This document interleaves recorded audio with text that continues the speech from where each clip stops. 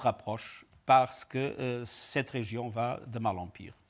Dans l'est du Congo-Kinshasa, les populations manifestent contre les casques bleus de la MONUSCO parce qu'elles accusent ces casques bleus de ne pas les protéger contre les rebelles. Il y a eu des manifestations meurtrières au mois de juillet. Est-ce que vous allez envisager un départ anticipé de ces casques bleus avant la date de 2024 et peut-être même avant la présidentielle de la fin 2023, comme vous le demandent plusieurs autorités? Il y a un programme de réduction progressive de la force qui est accordé avec le gouvernement, mais parlons franchement. Les populations ont le désir et la perspective que les forces onusiennes soient capables de battre les mouvements qui les attaquent et de leur garantir la protection. Mais on est dans une situation extrêmement difficile. Vous voyez, l'M23. L'M23 a été, comme vous savez, la raison de ces dernières manifestations. Le fait que les Nations Unies ne sont pas capables de battre l'M23. La vérité, c'est que l'M23 aujourd'hui est une armée moderne, avec des équipements lourds qui sont plus perfectionnés que les équipements de la MONUSCO. Et viennent-ils du Rwanda, ces équipements ? Ils viennent de quelque part. Bon, vous semblez dire oui. Ils viennent de quelque part. De quelque part d'à côté. Ils ne sont pas nés dans la forêt. Ils viennent de quelque part. Alors, ce qu'il faut, à mon avis, et c'est l'essentiel, c'est de trouver une discussion sérieuse entre le Congo, le Rwanda et l'Ouganda pour qu'on puisse avoir une perspective conjointe pour éviter cette permanente situation qui nous fait toujours, quand on a un progrès, venir en arrière. Il faut que ces pays se comprennent mutuellement et il faut que ces pays coopèrent effectivement pour la sécurité de l'Est du Congo et aussi pour les garanties de sécurité, il ne faut pas l'oublier, du Rwanda et de l'Ouganda. Il ne faut pas oublier que l'ADF est un mouvement originaire de l'Ouganda. Il ne faut pas oublier qu'il y a encore dans le Congo le FDLR, je ne sais pas comment on dit ça en français, qui est un mouvement sorti des génocidaires des Hutus. Alors, il y a des préoccupations de tous les pays. Il faut qu'ils s'entendent parce que penser qu'une force de maintien de la paix peut résoudre des problèmes. Quand il y a maintenant des forces militaires extrêmement bien armées, c'est impossible. Et les populations, naturellement, ne le comprennent pas. Et pour nous, c'est une énorme... D'ailleurs, c'est un problème général sur le futur des opérations de maintien de la paix. Les opérations de maintien de la paix étaient faites pour maintenir la paix. Mais maintenant, elles opèrent dans des situations où la paix n'existe pas. Et je crois que c'est une réflexion essentielle. Nous avons fait un certain nombre de réformes pour améliorer leur capacité, pour améliorer leur sécurité. Mais la vérité, c'est qu'il nous faut une réflexion profonde sur le futur du maintien de la paix dans des situations comme celle-là. Et moi, je suis entièrement favorable à qu'il y ait des forces d'imposition de la paix et de lutte antiterroriste, des forces africaines d'imposition de la paix et de lutte antiterroriste, menées sous l'égide de l'Union africaine et financées par les contributions obligatoires du système des Nations Unies, comme les forces de maintien de la paix. Sans des forces africaines robustes d'imposition de la paix, je crois qu'on n'ira nulle part. Monsieur le secrétaire général, merci de nous avoir accordé cette interview et merci à vous de nous avoir suivis sur nos deux chaînes, France 24 et Radio France Internationale. Le M23 est mieux équipé que les contingents des Nations Unies. Je parle de la MONUSCO, Madame, Messieurs. C'est l'annonce qui a été faite par Antonio Guterres, le secrétaire général de l'ONU hier sur France 24. On va revenir sur ces déclarations au cours de notre émission de séjour. Mais surtout, les Congolais doivent s'attendre à quoi à l'issue de cette 72e session de l'Assemblée générale de l'ONU. Madame, Messieurs, il faut noter que le président de la République est déjà à New York où il tiendra son discours demain mardi 20 septembre. Vidier Chimanga est-il réellement piégé? Fidèles téléspectateurs de France et la Tchela News, les voix s'élèvent et se multiplient d'ailleurs pour exiger des poursuites judiciaires à l'encontre de l'ancien conseiller spécial du chef de l'État en question, chargé des questions stratégiques. On en parlera au cours de notre session d'information. Vital Kamerhe à l'Est, qui doivent se réconcilier de qui? C'est l'annonce qu'il a faite avant de pouvoir se dépêcher pour sa tournée. Il a dit qu'il va pour réconcilier, mais qui doivent se réconcilier de qui? Parce que pour l'instant, c'est les Rwandais qui nous attaquent. Les Congolais sont obligés d'accepter tout ce que le Rwanda nous impose, ou qu'est-ce qui se passe justement? Les autorités congolaises ont failli à leur mission. On va parler de ces sujets également lors de notre session d'actualité. Madame, Messieurs, à Bunagana, les francs congolais n'est plus utilisé. C'est peut-être les francs rwandais et ougandais, selon certaines informations des compatriotes et certains journalistes qui travaillent sur Bunagana. On va en parler lors de notre session d'actualité, Madame, Messieurs. Pour en parler de tous ces sujets, nous avons reçu pour vous Noël Tiani Mwadianvita. Docteur, bonjour. Bonjour. Merci de la disponibilité. Je suis toujours de votre côté chaque fois que vous avez besoin de moi. Tout va bien, la loi Tiani va bien aussi. Comme vous me voyez là, je me porte très très bien. Je suis en super forme. De père et de mère en démacam. 100%. Donc la loi se porte très bien. Je venais de faire une petite tournée à l'intérieur du pays. Ok. En partant d'ici, j'ai pris un avion, une compagnie aérienne. Dans l'avion, l'engouement était total dès que les gens m'ont vu que j'étais dans l'avion, et les pilotes, et les hôtesses de l'air, et les passagers. Tout le monde s'est mis debout, tout le monde criait de père et de mère.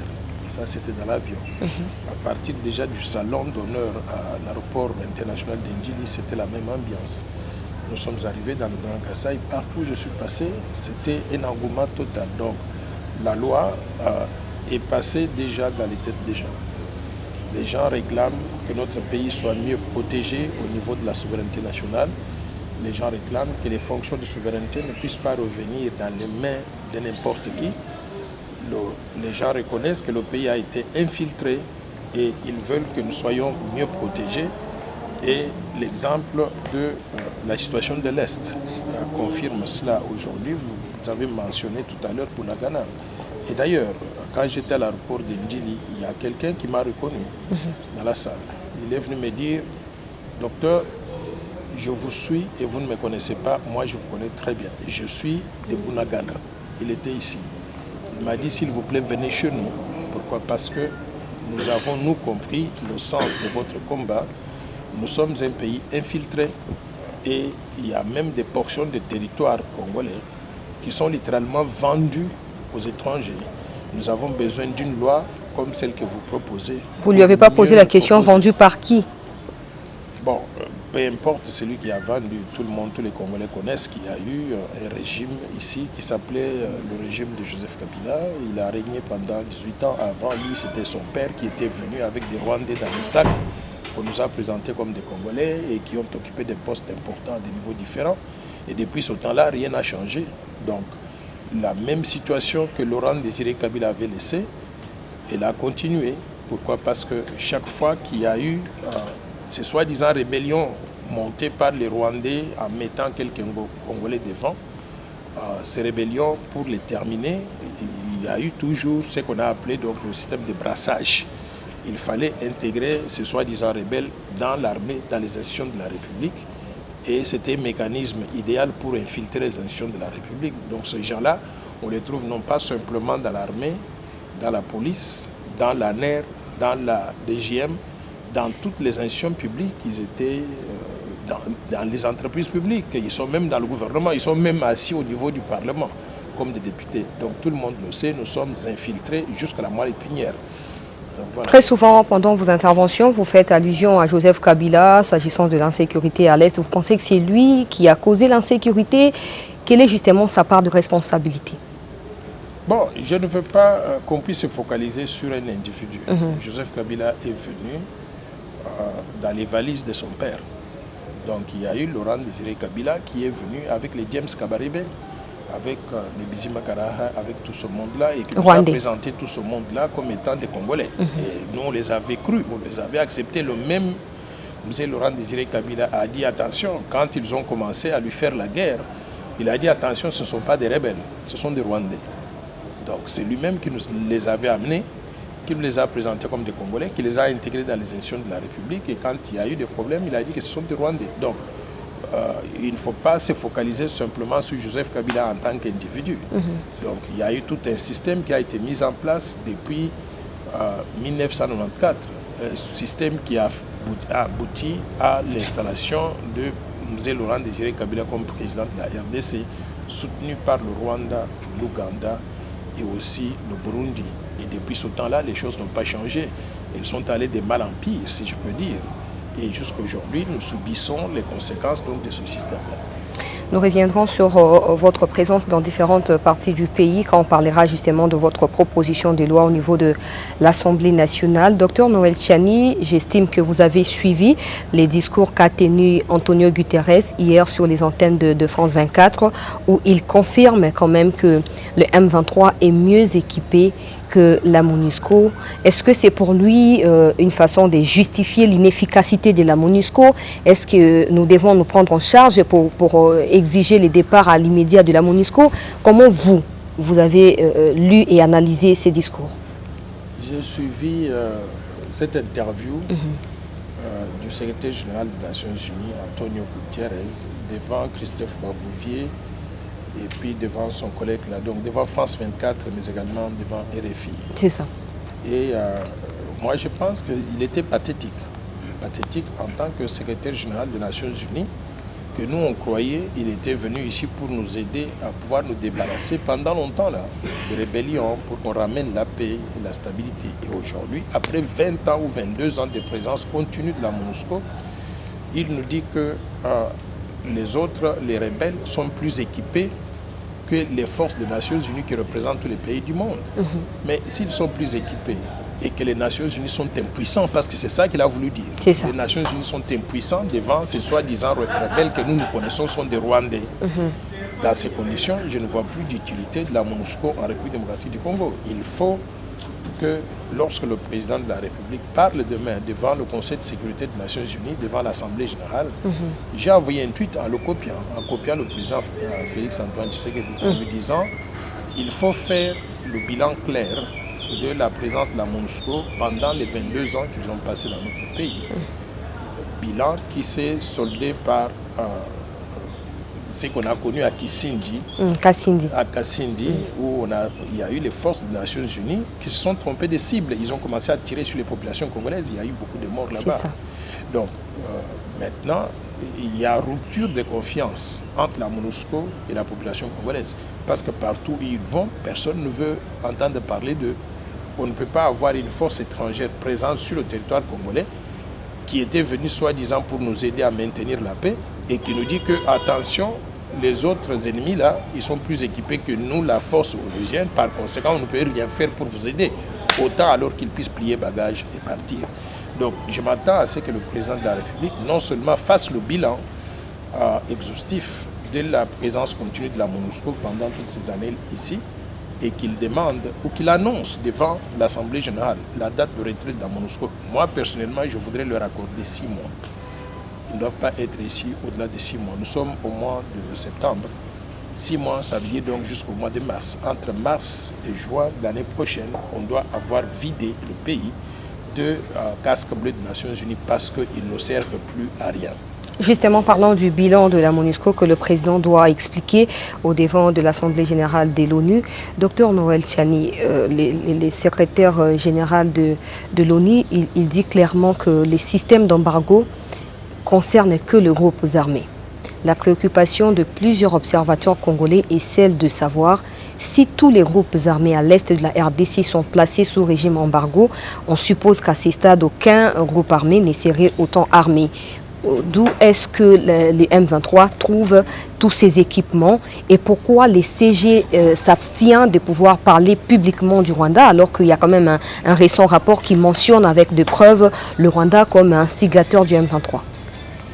Bon, je crois que c'est un secret de polichinelle. Je l'ai dit tout à l'heure là que nous avons Laurent Désiré Kabila. Déjà pendant qu'il était vivant, il avait dit attention mes compatriotes, ce ne sont pas des rebelles, ce sont des Rwandais. Et depuis ce temps, les organisations internationales, les Nations Unies, mais également d'autres pays ont été aveuglés par, soi-disant, ont été complaisants à l'égard du Rwanda. Et personne ne voulait mentionner donc le Rwanda comme étant le pays agresseur. Merci à l'état de siège imposé par la présidence de la RDC maintenant, on a dû attraper parmi les gens qui étaient en ligne de front contre les FARDC, contre la RDC, on a dû attraper des soldats habillés en tenue. Et quand on vérifie, on a trouvé qu'ils avaient non seulement des pièces d'identité rwandaises, mais ce sont des militaires de l'armée patriotique rwandaise qui sont envoyés sur le territoire congolais et qui ont envahi notre pays et qui ont violé la souveraineté nationale. Donc c'est un secret de polichinelle. Maintenant, les rapports des Nations Unies, ils sont venus parce qu'ils veulent aller dans le sens du poil de la bête.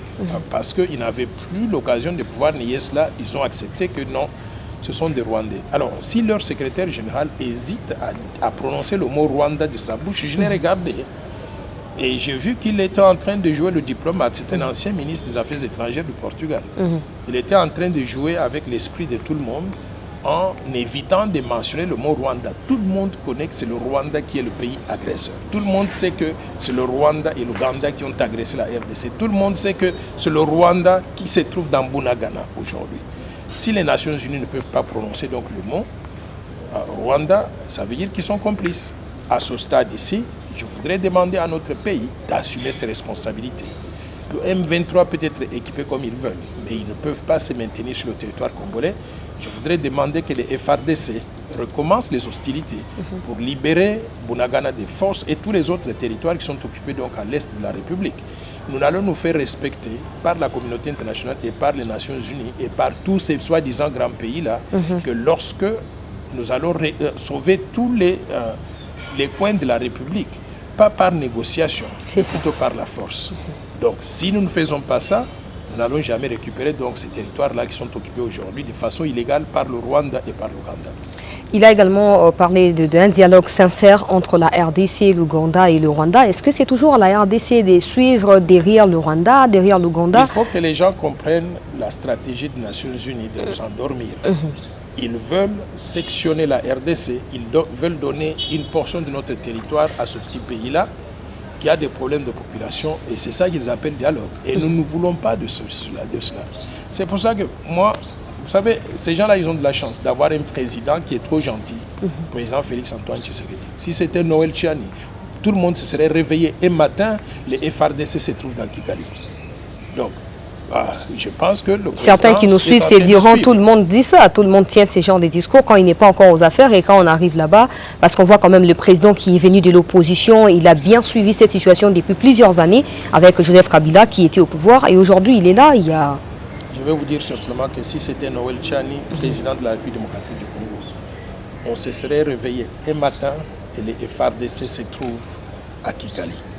Et on n'aurait pas comme objectif de libérer Bunagana et s'arrêter là-bas. On aurait comme objectif d'aller capturer la source du mal. La source du mal aujourd'hui, c'est le président Kagame, c'est Paul Kagame. Il faut entrer dans Kigali, non pas simplement pour chasser les militaires rwandais qui ont envahi notre sol, notre territoire, qui ont volé notre souveraineté, mais pour aller extirper le mal à la source. Et pour extirper le mal à la source, il faut attraper Paul Kagame, il faut le ramener au Congo, il faut le juger ici, il faut le mettre à Makala. Et en ce moment-là, les gens vont nous respecter. Si on ne le fait pas et on est toujours gentil, on va donc d'un sommet à l'autre, nous perdons notre temps. Vous savez, les États-Unis d'Amérique, ils avaient un président qui était au Panama, qui s'appelait Manuel Noriega, qui menaçait les États-Unis, les intérêts stratégiques des Nations Unies. Il prenait une machette. Il faisait discours, il menaçait les Nations Unies, les États-Unis d'Amérique en disant qu'il va vous sectionner donc avec sa machette. Vous savez ce que les Américains ont fait? calmement. Ils ont monté une armée spéciale, une unité de commando. Ils sont allés à Panama. Ils ont attrapé Manuel Noriega, ligoté. On l'a ramené à Miami. Il était en prison à Miami. Et on l'a gardé pendant plus de 20 ans. Jusqu'au moment où on a senti qu'il allait mourir. Il était malade, il était mourant. Les Américains se sont dit, s'il meurt dans une prison américaine, on sera forcé de pouvoir donc organiser ses funérailles et le ramener le cadavre donc au Panama. Ça va nous coûter de l'argent. Donc comme il était maintenant inoffensif, il ne pouvait plus rien faire pour mettre en danger les intérêts stratégiques américains. On l'a ramené à Panama, on l'a libéré là-bas et quelques mois après, il est mort. Donc moi je pense que si nous sommes un pays sérieux et que nous savons d'où vient le mal, et nous connaissons le mal là, ça s'appelle Paul Kagame, investissons de l'argent dans ça. Si on investit de l'argent pour aller attraper Paul Kagame, on va l'attraper. Le Rwanda, c'est un petit pays. Avec tous les Américains qui sont derrière, vous venez de mentionner ici, si l'ONU n'arrive pas à citer ou à nommer le Rwanda, c'est peut-être que par complicité. Vous dire que tous ces gens-là, je les connais trop bien. Ok. Les Américains, les Nations Unies, les Français, les Belges et consorts, ils vont dans le sens du poil. C'est-à-dire que quand ils voient qu'une situation s'est présentée, ils vont réévaluer en ce moment-là, et si ils estiment que vous êtes maintenant fort, ils vont nous respecter. Ils vont suivre ce que nous allons faire. Donc, il ne faut pas toujours tenir compte de l'opinion de la communauté internationale et ne rien agir au nom donc, de notre pays. Nous sommes un pays souverain. Souverain au sens que nous devons décider de notre destin en ce qui concerne la présence de quelqu'un sur le terrain congolais ou bien les interférences entre un pays étranger et notre pays. Ce n'est pas pour rien que Patrice Emery Lumumba est mort. Okay? Ce n'est pas pour rien que Patrice Emery Lumumba, il a voulu que le destin des Congolais soit dans les mains des Congolais.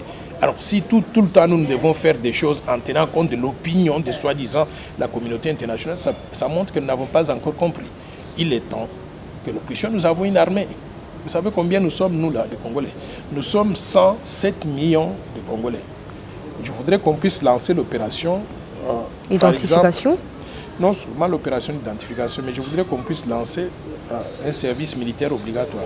Okay. Vous avez vu les jeunes gens là qui, je ne sais pas, on attrape des forces, mais je voudrais que ce soit un service volontaire. On amène à Kanyama KCC, mais qu'on les forme aussi dans l'armée, qu'on leur montre comment il faut utiliser l'arme et qu'on les envoie au front. Ils vont en découdre avec les Rwandais, ils vont en découdre avec Paul Kagame. Parlant de rentrer jusqu'au Rwanda où vous demandez au FARDC de pouvoir relancer les hostilités ou les combats avec M23 pour les chasser de la cité de Bunagana, non pas seulement ça, mais sécuriser l'est de la RDC. Est-ce que vous pensez à la qualité de cette armée? Vous avez tantôt parlé du degré d'infiltration depuis plusieurs années. Est-ce que l'armée a déjà été filtrée pour croire qu'on peut aller jusqu'au Rwanda et prendre Kagame et le ramener au Congo? Depuis qu'on a déclaré l'état de siège, nous avons la même armée là, qu'on dit a été infiltrée. C'est à nous d'être intelligents. Quand on envoie des gens au front, il faut connaître d'où ils viennent. Dans cette armée-là, nous pouvons savoir tout le monde qui vient d'où. Ceux qui sont des Congolais, nous les connaissons. Et je vais vous dire que je me suis retrouvé quelque part où il y avait beaucoup de militaires congolais. Et j'étais surpris. Je viens juste comme ça, et un groupe de militaires, ils étaient peut-être une quarantaine. Ils ont dit, ah, de père et de mère. Ils m'ont dit bonjour, et tous ils sont mis debout, mais faisant donc un salut militaire, ils ont voulu qu'on puisse se saluer. On s'est salué, on a pris quelques photos ensemble. Ils m'ont dit, nous vous suivons, et nous sommes d'accord avec vous. Nous savons que nous sommes infiltrés, mais regardez parmi nous là-bas. Parmi eux, là, il y avait des Congolais de père et de mère. Et ils se connaissent entre eux. Ils savent qui est infiltré et qui n'est pas infiltré. Lorsqu'il s'agit de faire donc des opérations de grande envergure comme celle que je propose là, il faut aligner donc ceux qui peuvent mourir pour le pays. Pas ceux qui sont parmi nous pour donner des informations à l'autre camp. Donc ce travail-là doit être fait. S'il n'a pas encore été fait, l'identification de chaque militaire pour qu'on sache d'où il vient, il faut le faire. Et nous serons en ce moment-là plus forts pour pouvoir lancer ces hostilités contre un petit pays comme le Rwanda, mais qui est comme une épine sous notre pied, parce qu'à tout moment, tant que le Paul Kagame va être au pouvoir, nous n'allons jamais avoir donc la paix. À Nairobi, il y a quelques mois, Dr Noël Tchani Mwadianvita, Nous avons lu sur un communiqué les FARDC qui indiquait qu'à Nairobi, il y a eu des trêves des actions militaires du côté des FARDC, mais aussi un cessez-les-feux du côté du M23. Mais jusque-là, le M23 ne répond pas favorablement aux discussions, aux différentes conclusions qui ont été trouvées lors des discussions. Mais quand même, les FARDC se sont retirés. La preuve, c'est que depuis que Bunagana est occupé, il n'y a pas des avancées considérables. Et jusqu'aujourd'hui, nous attendons même raconté par certains journalistes qu'à Bunagana, les francs congolais n'est plus consommés, c'est plutôt les francs rwandais ou ougandais. Moi, je considère personnellement que c'était une erreur d'arrêter les hostilités lorsqu'on avait le vent en poupe.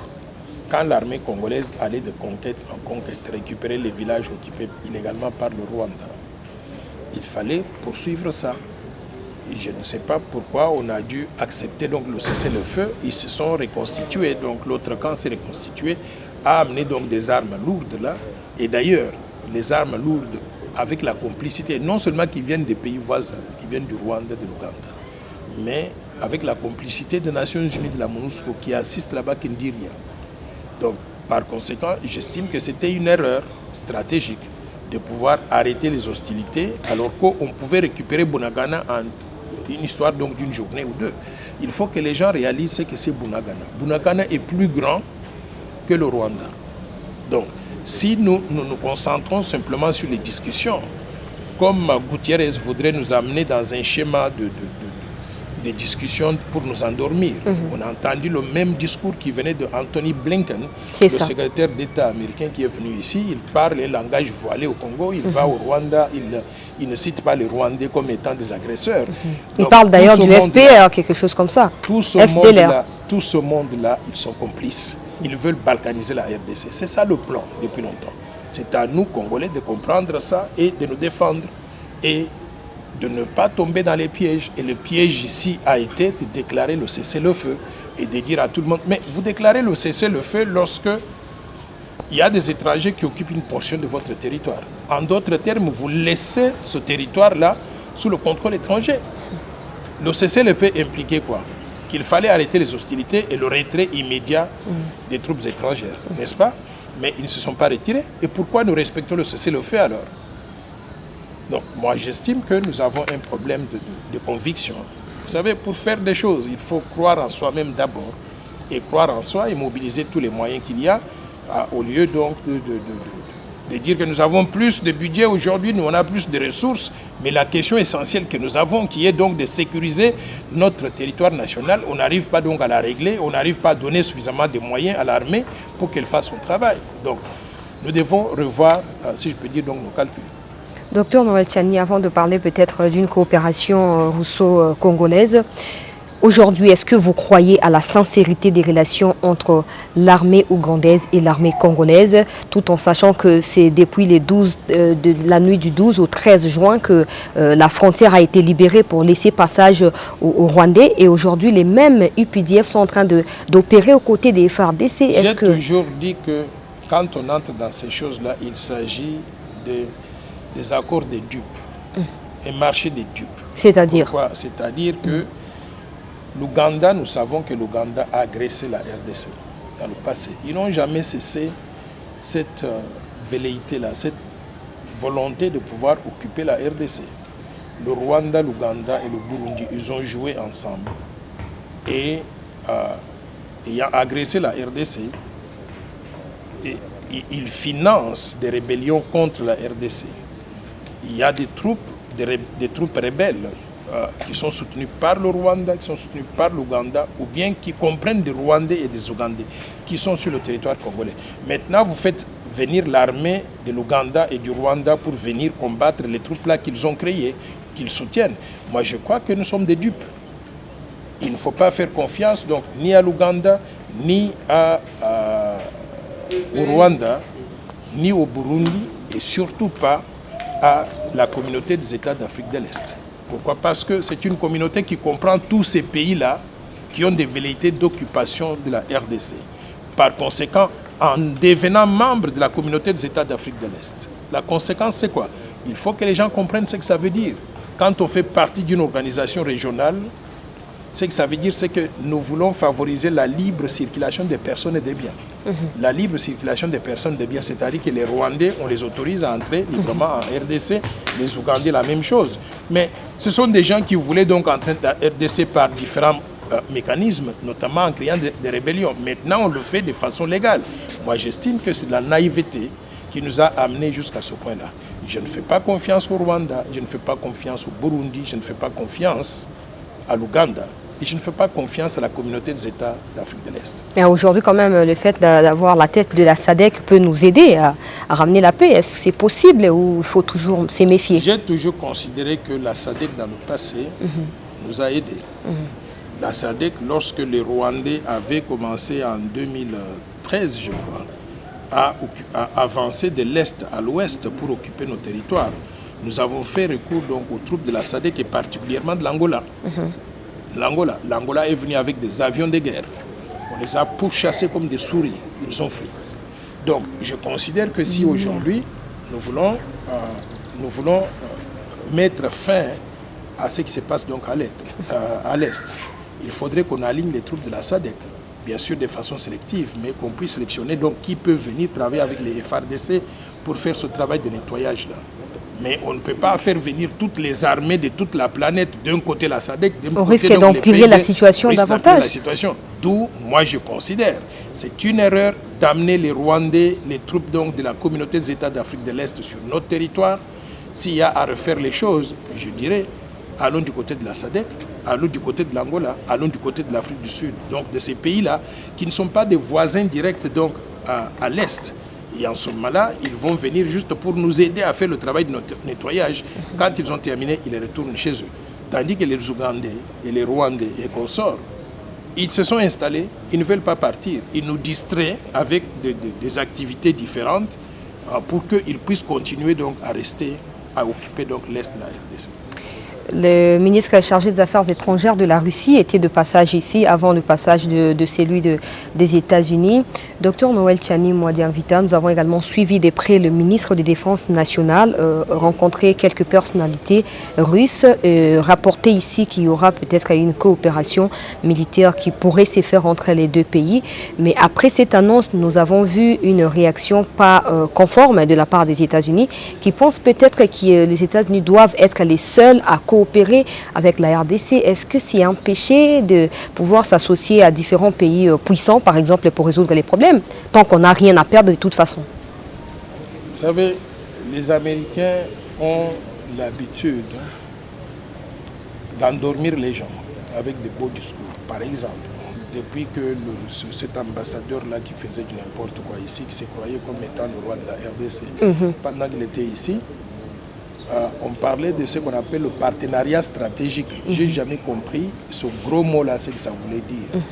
Quel est le contenu du partenariat stratégique? Parce que quand nous sommes attaqués par un petit pays et qu'on a besoin d'une assistance militaire, les Américains disent non, on ne peut pas vous donner des armes. Ils disent on ne peut pas vous donner des militaires pour aligner les militaires au front. Tout ce qu'on peut vous donner, c'est des conseils. Mais les conseils, ça n'a pas donné de résultats. Donc le partenariat stratégique avec les États-Unis d'Amérique ne nous sert absolument à rien. C'est une distraction. Donc maintenant, si nous sommes un pays indépendant et que nous réalisons que les partenaires stratégiques que nous avons, à qui on a donné priorité dans les relations entre nous et le monde extérieur, ne nous aident pas comme nous souhaitons, il faut chercher ailleurs. Il y a d'autres pays, notamment les pays africains, les pays asiatiques, les pays d'Europe de l'Est et consorts. Donc dans cette foulée-là, moi j'estime que nous devons nous ouvrir à cette possibilité de collaborer avec des pays qui veulent nous donner une véritable assistance militaire pour arriver à régler les problèmes donc, de la faiblesse de l'armée congolaise que nous avons. Vital Kamerhe a annoncé sa tournée pour l'Est du pays. Il a parlé de réconciliation. Nous ne savons pas entre qui et qui, parce que le problème qu'il y a, c'est entre le Rwanda et le Congo. Est-ce que les Congolais sont appelés à se réconcilier des Rwandais? Comment vous lisez vous-même entre les lignes les discours de Vital Kamerhe et sa tournée à l'Est? Je vous ai envoyé une vidéo tout à l'heure que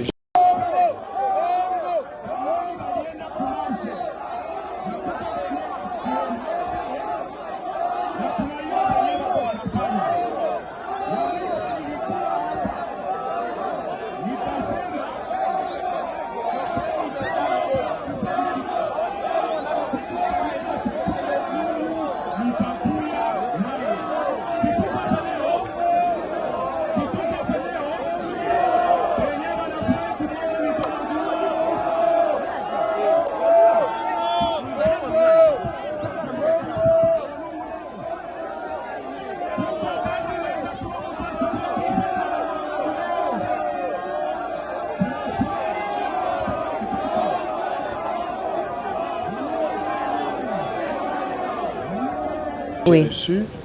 Je ne sais pas dans quelle ville il voulait faire un discours et les gens ont commencé à crier Mbongo, Zongisa Mbongo Nabiso, Mbongo, Mbongo, faisant allusion à l'argent qui a été détourné dans le procès dans les programmes des 100 jours. Moi, je crois qu'ils ont un problème. Je ne sais pas qui l'a envoyé, c'est le président Félix Antoine Tshisekedi qui a aligné Vital Kamerhe et je crois qu'ils ont un problème à régler. Pourquoi? Parce que la confiance n'est pas là. Si lorsque les gens qui sont de l'Est réclament le remboursement de l'argent qui a été volé à quelqu'un qui est venu pour leur parler de la paix, moi je crois qu'il faut déjà régler ce problème-là de manque de confiance en lui avant d'écouter son message. Donc, je crois que cette vidéo-là, pour qu'ils comprennent de quoi je parle. Donc, quand ils disent Bongo Nabiso, il faut Zongi Sango. On a connu la même chose donc à l'UNIKIN. L'IGF était parti à l'UNIKIN pour faire une conférence. Quand ils sont arrivés, les étudiants criaient Moïbi, Zongi Sambongo Nabiso, des trucs de ce genre-là. On faisait allusion toujours à Vital Kamerhe. Donc, à ce stade-là, on peut être un bon citoyen, on peut vouloir pouvoir aider, mais il faut se mettre en règle avec le pays. Et pour se mettre en règle avec le pays, je crois que le peuple veut voir clair dans l'utilisation qui a été faite de cet argent-là. Parce que vous allez en jet privé, vous dépensez beaucoup d'argent pour parler aux gens qui meurent de faim, qui sont à pied, qui n'ont pas mangé, alors qu'ils pouvaient manger si on n'avait pas volé leur argent. Moi, je pense que nous avons un problème de crédibilité, de qui on aligne et pour quelles raisons il est aligné. Il a appelé les M23 à déposer les armes s'ils étaient des Congolais et à venir négocier. Depuis quand les M23 sont devenus Congolais? C'est lui qui veut faire de ces gens-là des Congolais. Parce que nous avons vu que le M23 était composé de militaires rwandais. Et puis, si nous savons que ce sont des Rwandais et vous vous dites que ce sont des Congolais, il y a un problème déjà dans l'approche qui est suivie. Il faut que les Congolais parlent le même langage. Et vous savez que Vital Kamerhe, il y a toujours des gens qui ont des doutes sur sa propre appartenance à la République démocratique du Congo, donc toute sa progéniture et consorts. Donc moi je crois qu'il ne doit pas empirer la situation. Nous avons des Congolais de père et de mère qu'on pouvait aligner pour régler ce problème-là. Mais si vous prenez donc quelqu'un qu'on soupçonne être burundais, qu'on soupçonne être rwandais, et vous le mettez devant le Rwanda pour pouvoir négocier et qui commence à vous dire arrêtez, venez donc négocier, peut-être qu'il travaille pour eux, beaucoup plus qu'il travaille pour la République démocratique du Congo. Et ça, c'est dangereux. Waouh, docteur Noël Tiani Mwadiamvita, parlons cette fois de votre proposition de loi. Où en sommes-nous au niveau de l'Assemblée nationale? Bon, comme vous le savez, la loi a été déposée au bureau de l'Assemblée nationale et la prise en compte de la loi nécessite certaines modifications à faire à la loi électorale, mais également à la Constitution de la RDC, particulièrement dans deux articles, l'article 10 de la Constitution et l'article 72 de la Constitution. L'article 10 qui dit que la nationalité congolaise est une exclusive. Nous avons demandé qu'elle soit irrévocable. C'est-à-dire quand vous êtes congolais, vous pouvez prendre n'importe quelle nationalité du monde, on s'en fout. Sauf quand vous êtes des pays voisins, on ne fait pas la double nationalité avec les pays voisins, surtout ceux qui ont eu des velléités d'occupation de notre pays. Alors donc il faut qu'on modifie cet article-là, l'article 10, pour dire que la nationalité congolaise, elle est irrévocable. Maintenant, si vous allez prendre des nationalités étrangères, ça c'est votre problème. Maintenant, il y a aussi l'article 72 qui dit que pour être candidat à la présidence de la République, il faut être congolais d'origine. C'est ça qu'on dit dans la Constitution. Et nous voulons ajouter virgule, il faut être congolais d'origine, virgule, né de père et de mère congolais d'origine. Alors, pour faire ces deux modifications-là, il faut qu'on modifie la Constitution. Or, la Constitution elle-même, elle dit qu'on ne peut pas la modifier pendant que le pays se trouve pendant l'état de siège. C'est ça la situation actuellement. Donc, tant qu'on n'a pas levé l'état de siège, l'Assemblée nationale ne peut pas légalement modifier la Constitution. Moi, j'aurais dit que si le président de la République voulait que la loi puisse passer, il peut suspendre l'état de siège pendant une semaine. On discute au Parlement, on fait passer la loi. Et en ce moment-là, on peut revenir à l'état de siège et puis avancer. On aura déjà mis en place le mécanisme de protection de la souveraineté nationale. Mais je voudrais dire aux Congolais que cette question est tellement importante qu'elle va départager les gens en 2023. Ceux qui sont pour la loi Tiani de verrouillage de l'accès aux fonctions de souveraineté, ce sont des nationalistes. Ce sont des gens qui veulent défendre les intérêts de la République démocratique du Congo. Et ceux qui sont contre, ils travaillent pour les étrangers. Donc, en 2023, préparez-vous à faire une sorte de référendum, mais un référendum subtil. Qui va l'initier? À tous les niveaux. Non, je vais vous dire comment ça va fonctionner. Ok. À supposer qu'il y ait 2 candidats à la présidence. Un qui dit qu'il est pour la loi Tchani, qui demande qu'on puisse voter pour la loi pour qu'elle devienne la loi de la terre. Ce candidat-là, nous allons demander à tous les Congolais de voter pour lui. Parce qu'une fois qu'il est président de la République, il va faire passer la loi en priorité, on va protéger la souveraineté nationale. Et tous ceux qui se sont montrés pas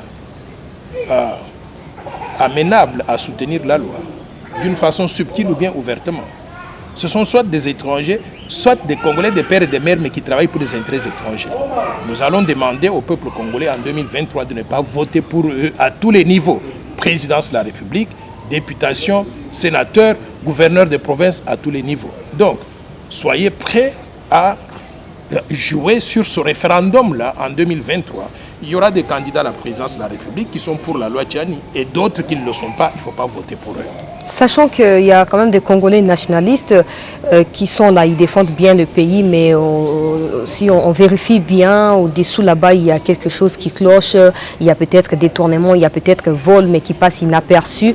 Docteur Noël Tchani Modiavita, vous pensez qu'avec la politique congolaise, un candidat peut aller donner à la CENI 100 000 $ juste pour défendre la loi Tchani et que ces candidats-là passent face aux candidats qui sont populaires à tort ou à raison? Je vais vous dire ceci. Il ne faut pas mettre l'histoire de 100 000 $ avant. 100 000 $, c'est rien. Ok. C'est rien. Il y a des gens comme nous, le Congo ici a investi à nous beaucoup d'argent. Donc, moi j'ai gagné beaucoup d'argent dans ma vie à partir du peu que le Congo avait investi à moi. Donc, si je dois dépenser 100 000 $ en 2023 pour être candidat, je vais le faire parce que je sais que c'est rien par rapport à ce que j'ai gagné après que le Congo ait investi à moi. Mais il faudra que les gens sachent que si je suis candidat en 2023 pour la présidence de la République, à la minute que je suis élu président de la République, le Parlement sera saisi pour voter sur la loi Tchani. Ce sera la priorité des priorités. Préparez-vous à vous prononcer en ce moment-là en disant on veut de cette personne-là, non pas simplement parce qu'il est compétent, parce qu'il est docteur en sciences économiques, parce qu'il a une expérience dans le domaine du développement, parce qu'il a développé beaucoup d'autres pays dans le monde, parce qu'il a développé le plan Marshall de Noël Tchani pour la reconstruction et le développement de la RDC, parce qu'il a développé 8 mini-plans Marshall pour chacun du groupe de provinces, la RDC, capable de, une fois qu'il devient président de la République, à la minute là, il a un plan d'action pour arriver à remettre le pays donc sur les rails. Mais en plus de cela, il nous propose une loi pour protéger la souveraineté nationale. S'il devient président de la République, dans les 3 mois qui suivent, après qu'il soit élu président, installé président de la République, la loi Tchani deviendra la loi de la terre. Alors les Congolais devront faire une sorte de référendum. Vous voulez Noël Tchani parce qu'il va nous amener sur ce chemin-là, ou bien vous voulez quelqu'un d'autre qui fait une position washi-washi, on ne connaît pas exactement ce qu'il pense.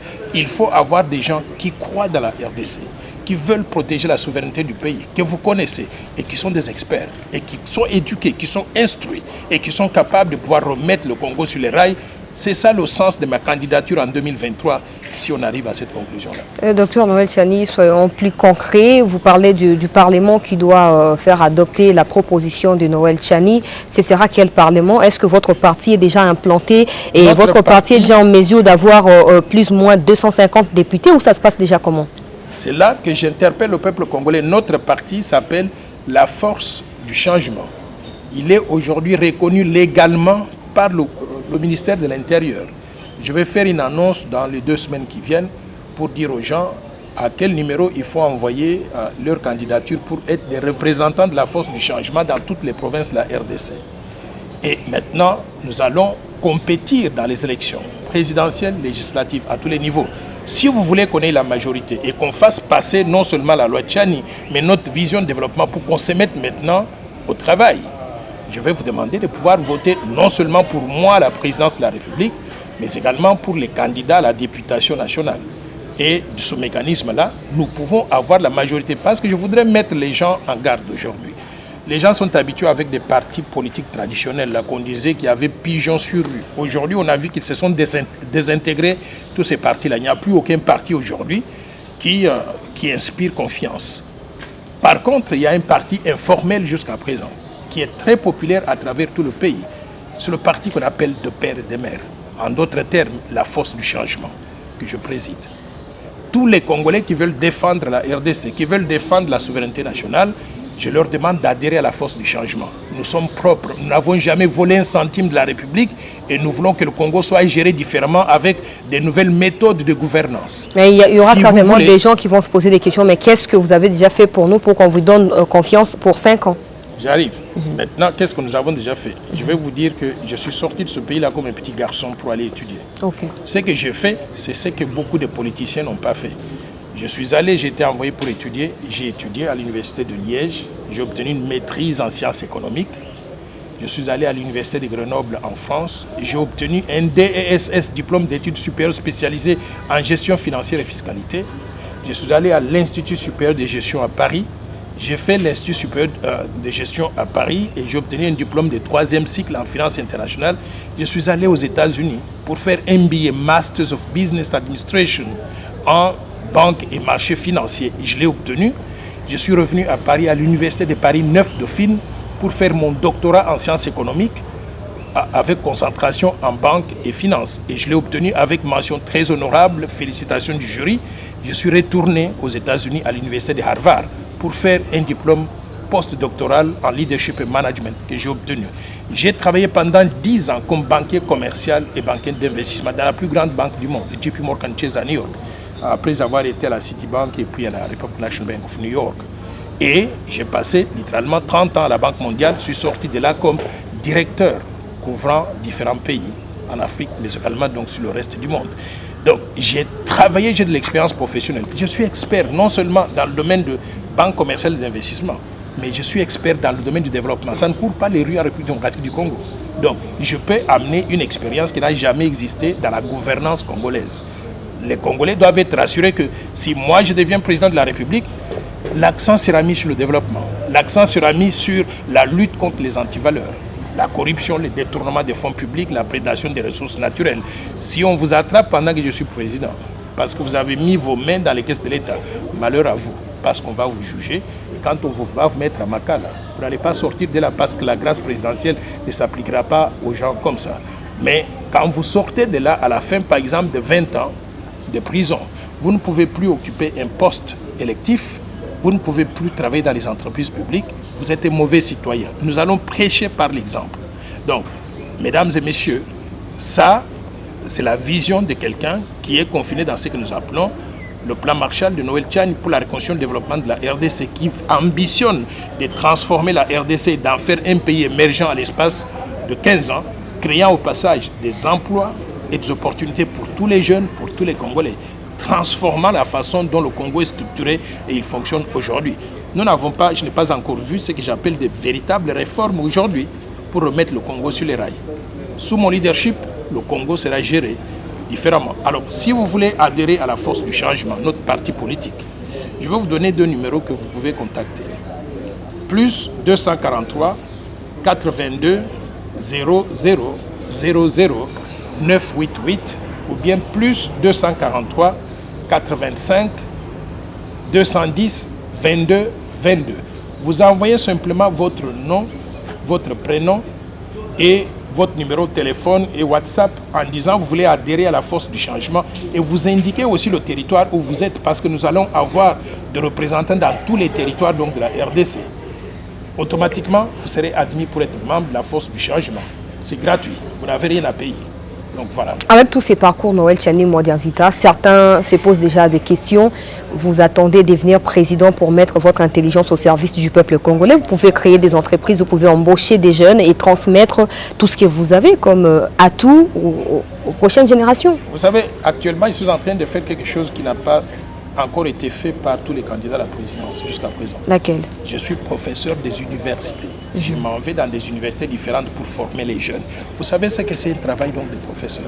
C'est un travail noble. Avant de devenir professeur, il faut avoir fait tout le parcours là, des études, l'expérience que j'ai. Quand je me mets devant les étudiants, ils voient autre chose qu'un petit professeur ordinaire qui enseigne la théorie. Et ici, il y a combinaison de la théorie et de la pratique. Donc, j'enseigne actuellement à l'Université catholique, j'enseigne à l'Université Révérend Kimissi, j'enseigne à l'Université officielle de Mbujimaï. Il y a toutes les universités du Kasaï qui ont demandé que je puisse retourner là-bas.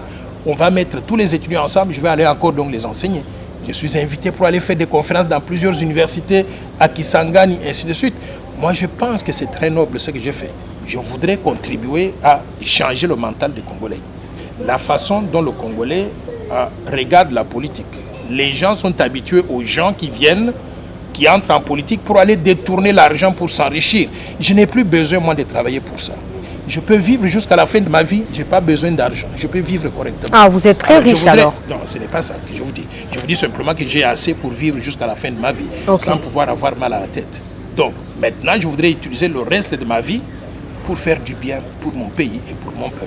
Si nous travaillons ensemble, les Congolais vont assister à un président qui ne voyage pas, mais qui travaille 24 heures sur 24 heures sur le Et développement comment de vous son faites pays. pour avoir des liaisons avec d'autres pays qui, J'ai déjà établi naturellement, ces liaisons. peuvent venir investir Vous savez, pour le bien du j'ai peuple? été dans 125 pays, donc je n'ai plus besoin de... Pas en prouver à qualité de président de la République, quand mais même. en qualité de haut fonctionnaire international. C'est même parfois plus prestigieux qu'être président de la République. Ah ben pourquoi vous désirez postuler alors? Parce que je voudrais maintenant utiliser ces connaissances-là pour changer la vie des Congolais. Ok. Travailler, je n'ai jamais travaillé sur mon Congo, le pays qui m'a formé là. Pourquoi? Parce qu'en étant fonctionnaire à la Banque mondiale, je n'étais pas autorisé à travailler sur mon pays. Mais j'ai appris en travaillant sur 125 pays différents. J'utilise maintenant cette connaissance-là pour la mettre à la disposition de mon pays. Vous pouvez C'est une créer un ambition bureau très de noble. consultation, J'ai fait expert, tout suffisamment- ça. J'ai fait suffisamment pour être plus utile que juste faire un petit travail de consultation. Il faut me suivre déjà sur Twitter. C'est toute une université. Rien que sur Twitter, j'éduque les gens. Donc Il y a pour des vous, gens pour qui- mieux servir le pays, il faut devenir président de ces pays. Je vais vous dire une chose, c'est que je constate qu'il y a une carence à ce niveau-là. Ok. Il faut qu'on arrive à satisfaire à cette carence-là. Pourquoi? Parce que, vous savez, depuis 1960 jusqu'à aujourd'hui, là, on a connu 5 présidents. 5 présidents. Aucun d'entre eux n'a le background que moi j'ai aujourd'hui. Est-ce que le background Je dirais- suffit en soi? Mais bien sûr que oui. Le background implique les études, le background implique l'expérience professionnelle, le background implique la probité morale, le background implique les connaissances que vous avez avant de devenir président. Ça fait une différence et je voudrais amener cette différence-là. Peut-être parce que pour vous, vous avez eu le temps de nous expliquer tout ça avant, bien sûr, de briguer à la magistrature suprême. Peut-être ça a été le cas avant vous, mais on ne sait pas parce que peut-être ces présidents n'ont pas choisi de s'exprimer sur leur cursus et Mais pourquoi ils ne s'expriment pas sur leur cursus? peut-être c'est pas Vous ça la savez, j'avais posé priorité. la même question à Laurent Désiré Kabila. J'étais venu ici, j'ai préparé une rencontre entre lui et le président de la Banque mondiale, James Wolfenson.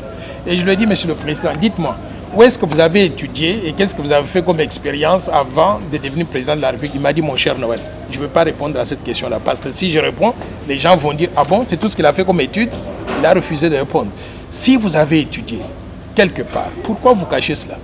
Il n'y a pas de raison. Vous pouvez me dire la raison pour laquelle donc les gens cacheraient là où ils ont étudié. Mais Et on ne aujourd'hui, je vais devient pas vous dire une président chose. pour parler de soi, on devient Si. président pour rendre service à son non, peuple. non, si, on devient président, il faut convaincre les gens que vous avez le nécessaire pour arriver à gérer le pays. Moi, je vais vous dire quoi. Vous voulez vérifier que j'ai étudié? Mettez sur Google Noël Tchani et marquez thèse doctorat. Vous allez voir ce qui va sortir. Je suis répertorié dans le registre de ceux qui ont soutenu des thèses en Europe, en France. Et vous allez voir indépendance des banques centrales, obligation de rendre compte, impact sur la politique monétaire, application de la République démocratique du Congo. C'est ma thèse de doctorat. On va vous donner le nom du professeur qui a dirigé mes travaux, la date de soutenance de la thèse et le résumé de la thèse de quoi je parle. Ce sont des informations publiques et ça contribue à crédibiliser la personne. Parce que les illettrés au Congo, ils disent ceci. Oh, les diplômes, ça ne sert à rien. Mais bien sûr que ça sert à quelque chose. Quand les Blancs ont créé des universités, c'était pourquoi? C'est pour former les gens. Regardez les pays qui ont avancé. Les États-Unis d'Amérique, regardez le président Kennedy. Il est sorti de Harvard. Regardez le président Clinton. Il est sorti de Oxford, je crois. Regardez le président Bush. Il est sorti de Yale. Le président Barack Obama, il est sorti de Harvard. Alors, si tous ces présidents-là ont étudié et ils ont géré leur pays d'une certaine façon, vous arrivez au Congo, vous voulez inventer une théorie. qui dit Chancellor Kompamba, il ne faut pas avoir étudié pour diriger le pays. Mais nous sommes des médiocres. Comment est-ce qu'on peut raisonner comme ça? Je vais vous dire une chose. Dans les élections à venir, je demande au peuple congolais de voter pour des gens qui ont étudié. Ça fait une grande différence. Je demande pourquoi est-ce que nous sommes des professeurs d'université. Un professeur d'université, mais c'est une mission noble. Vous formez des gens. Et vous formez des gens, et à la fin, une fois qu'on a formé des gens, vous dites que pour diriger le pays, il ne faut pas avoir étudié. Mais pourquoi on va à l'école alors? C'est une contradiction. Donc, je veux que nous puissions prêcher par l'exemple, changer la donne. Pour une fois, dotons le Congo d'un leadership éduqué, instruit, et vous allez voir que les choses vont être différentes par rapport à tous ces Chancellor Kompamba qui nous ont dirigés jusqu'à présent. Dernier sujet, Dr Noël Tchani Mouadi Mvita. Nous avons suivi de près la vidéo qui a circulé de l'ex-conseiller du président de la République chargé des questions stratégiques. Quand vous avez certainement vu ou lu la vidéo, quelle a été votre impression première venant d'un conseiller qui demande de pourcentage? Est-ce que c'est de ses responsabilités de négocier des marchés et d'obtenir des pourcentages? Cette vidéo est très, très grave. Quand j'ai entendu ça, je me suis dit qu'il y a un problème de gouvernance au sommet de l'État de la RDC. Qu'il s'agisse d'abord, je voudrais dire que quand ce genre de choses-là se passent dans un pays et que le conseiller disparaît de la vue publique, c'est juste un arbre qu'on a coupé, mais la forêt qui est derrière, c'est tout le système est resté en place. Donc rien n'a changé en ce qui concerne la gouvernance du pays. Moi, je souhaiterais que nous prenions ces choses-là au sérieux. J'estime que le conseiller n'aurait pas dû démissionner. Il aurait dû être révoqué par le président de la République, qui aurait dû d'ailleurs montrer qu'il était furieux d'apprendre des choses comme ça. Mais je suis étonné, choqué, surpris de constater qu'il n'y a aucune déclaration faite par le chef de l'État ni par la présidence de la République sur ce cas spécifique-là, à part des généralités du genre on lutte contre la corruption. Mais là, on est en plein dans la mafia financière, dans la corruption à grande échelle au sommet de l'État. Donc, j'espère que la justice locale, mais également la justice internationale, qui a entendu qu'il y a des questions de fuite des capitaux vers les paradis fiscaux, c'est ça qu'on appelle le financement du terrorisme. Quand il y a l'argent illégal, ça peut être utilisé pour financer le terrorisme, pour acheter. Ce sont des conflits d'influence. Donc, dans cette vidéo-là, j'ai identifié plusieurs antivaleurs. Prédation des ressources naturelles parce qu'il s'agissait de vendre les mines de la RDC, détournement des fonds publics parce que l'argent qui devait aller dans les caisses de l'État serait déposé dans les comptes offshore, dans les paradis fiscaux, dans l'île Maurice ou bien Cayman Islands des consorts. Conflit d'intérêts parce qu'on utilise la relation qu'on a eue avec le chef de l'État ou l'accès qu'on a au chef de l'État pour arriver à gagner de l'argent illégalement. Donc il y a plusieurs choses que j'ai pu identifier comme problème antivaleur à travers cette vidéo-là. Tout ce que nous pouvons faire, c'est que dans un pays normal, il faut que l'état de droit triomphe. Et l'état de droit, c'est de considérer d'abord que Vidi Chimanga, il est innocent jusqu'à ce qu'il soit trouvé coupable. Mais qu'on puisse l'entendre au niveau de la justice, qu'on puisse l'écouter, l'interroger, et que la justice donc détermine s'il y a des indices sérieux de corruption, de détournement des fonds publics, de prédation des ressources naturelles. Ça, c'est le premier aspect. Mais il y a un autre aspect que beaucoup de gens n'ont pas vu. Vous savez, quand il y a des investisseurs qu'on appelle mystérieux, dont on ne connaît pas d'où ils viennent, qui vous appellent au téléphone, qui parlent avec vous sur WhatsApp, sur Zoom, qui vous enregistrent, qui vous payent les billets d'avion, vous êtes un conseiller du président de la République, comment vous acceptez un ticket d'avion qui est payé par des gens que vous ne connaissez même pas, qui veulent faire des affaires au Congo? Il y a un problème d'intégrité qui se pose dans toutes ces choses-là. Alors, et vous prenez, on vous envoie donc à Londres, on vous installe dans un hôtel, on vous achète à manger, le transport, tout. Vous êtes à leur merci. Et après avoir terminé, ils vous filment, vous revenez ici. Moi, je considère que nous sommes tombés dans le piège. Quand je dis nous, c'est-à-dire la République démocratique du Congo, nous sommes tombés dans le piège. Ces gens-là, ce ne sont pas des investisseurs. Je peux vous assurer que ce sont des services secrets des pays étrangers qui voulaient voir si la gouvernance au Congo était fiable ou pas. Et ils ont trouvé qu'au sommet de l'État, il y a ces genres d'activités mafieuses-là qui se passent. Je ne sais pas quelle est la crédibilité qui reste à nos institutions à partir de là. Et j'espère juste que le nettoyage doit être fait de façon rapide. Si on ne peut pas nettoyer l'environnement à la présidence dans les institutions de la République plus vite en utilisant donc ce cas précis, je crois qu'il y aura nettoyage de la République démocratique du Congo en foutant à la porte de toutes les institutions, toutes ces institutions-là, et pour qu'on ait des nouvelles personnes qui peuvent garantir cette transparence dans la gestion des affaires de l'État. Mais aujourd'hui, là, la crédibilité, elle est partie. Avec ça même, les doutes s'est installé. Qui pourra venir au Congo prochainement pour investir, sachant qu'il devra des pourcentages à tel ou tel autre individu. Maintenant, je vais vous dire, je comprends pourquoi pendant les 3 dernières années, le chef de l'État a fait le tour de tous les pays du monde. Mais il n'y a pas eu d'investisseurs qui soient venus ici en grand nombre. Parce que si chaque fois, là où il part, ses conseillers vont derrière pour parler avec des investisseurs potentiels en leur offrant de déposer l'argent dans les îles Vierges britanniques, dans les paradis fiscaux, nous nous sommes tirés dans la patte. Donc, moi, c'est pour ça que je vous dis, je voudrais être un président de la République différent de tout ce qu'on a connu là. Ça, c'est un travail que je faisais avant, pour la promotion du secteur privé, pour attirer des investisseurs étrangers. Il faut aller voir certains pays donc, sur lesquels j'ai travaillé, comment ils ont fait une véritable révolution pour aller de l'avant. J'ai peur qu'ici, il y a eu la cupidité, il y a eu le manque d'intégrité, le manque d'expérience de la part du Congo, de ceux qui sont dans le camp du Congo. Le manque d'expérience, mais également manque de vision, parce que ces choses-là ne peuvent pas se passer dans un pays qui a une vision. Vous savez, quand moi je suis dans un poste et j'ai mon entourage, tous les jours là vous éduquez votre entourage et vous leur dites ce qu'il faut faire et ce qu'il ne faut pas faire.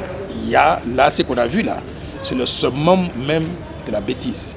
C'est une bêtise nationale qui a montré qu'à la présidence de la République, on fait du n'importe quoi. Donc les gens travaillent pour eux, mais pas pour le peuple, pas pour le pays. Je comprends pourquoi nous avons un petit budget de 14 milliards de dollars dans un pays qui pouvait avoir un budget de 75 milliards de dollars. Kabila nous a laissé avec 3-4 milliards. C'est quand même quelque chose. Il ne faut pas comparer la médiocrité à la médiocrité. Il faut comparer la situation que nous avons par rapport à l'idéal que nous avons.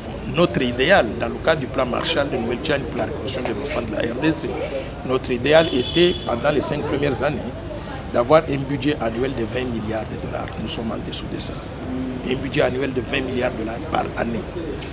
Maintenant, pendant cette période de 5 ans, on allait faire des réformes structurelles, institutionnelles importantes pour redonner confiance donc, au monde entier dans l'économie congolaise, mais aussi pour mettre en place des règles, des procédures qui permettent donc une mobilisation accrue de ressources et qu'à partir de la 6e année du plan, parce que le plan est élaboré pour 15 ans, à partir de la 6e année du plan, on allait viser d'avoir un budget annuel de 75 milliards de dollars. Vous serez toujours président après le premier mandat ou vous ferez un deuxième mandat? Bon, si je suis président de la République pour 5 ans, j'aimerais bien avoir un deuxième mandat pour 5 ans aussi. Mais je ne serai pas seul à travailler donc dans mon coin. J'aurai toute une équipe qui travaille avec moi. Et pendant cette période-là, je forme des gens.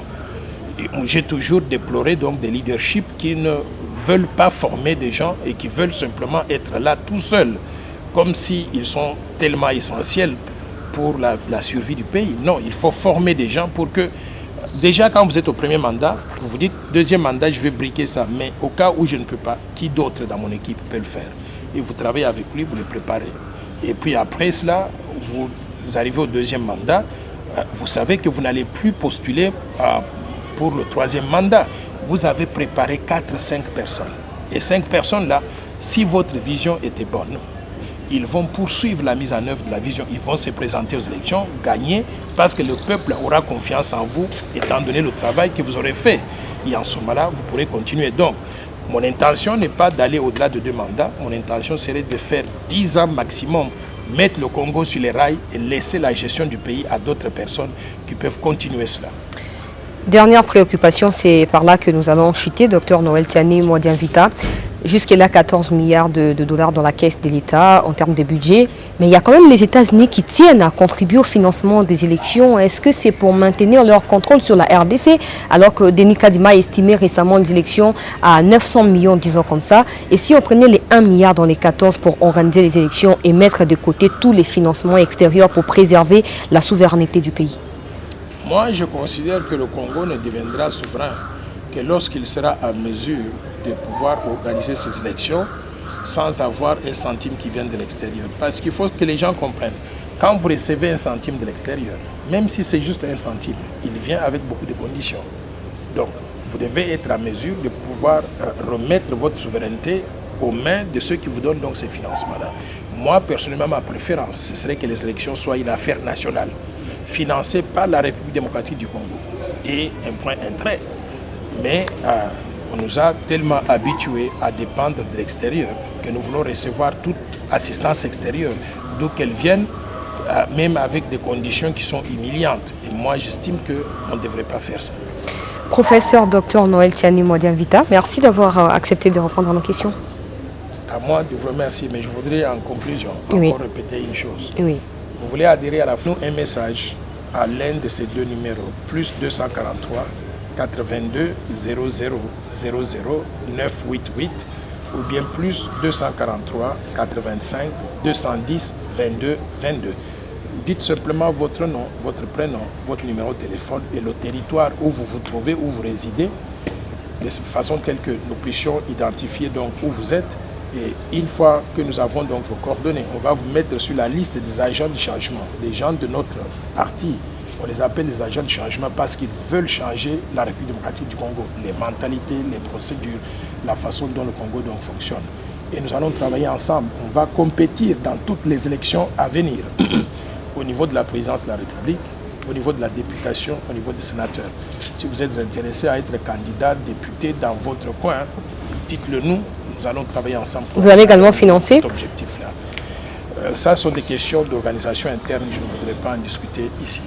Merci à tous ceux qui nous ont suivis. Ces mêmes numéros seront affichés en description de l'émission si vous voulez joindre la communauté ou l'ensemble du parti Alliance pour les changements. Non, la force du changement de Dr Noël Tiani Modian-Vita.